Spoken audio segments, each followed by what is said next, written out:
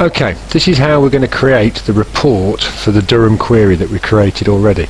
Okay, now if I click down on here and click on queries, you can see there the two queries that I've already created, Durham and Leeds. Now, to create the report, we click on create and we go to report wizard. Now when this comes up, you need to make sure you've selected the Durham query and you've added in all these initial fields.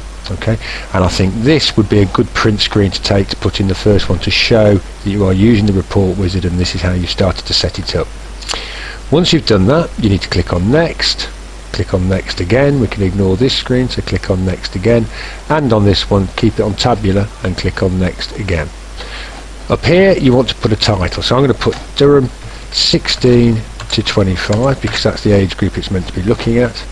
And then I'm just going to click on finish, and in a second here comes our report. Now you can see it's all nicely set out, except the only problem is these addresses are slightly cut off, so we need to do a little bit of editing just to make sure that all sits properly. And you can see there's a big gap here, so I'm going to close that in a little bit.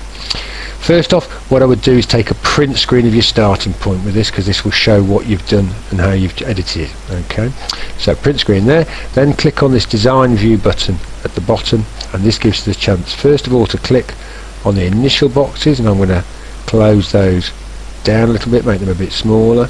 I'm then going to move the surname boxes across. Make sure I get that right.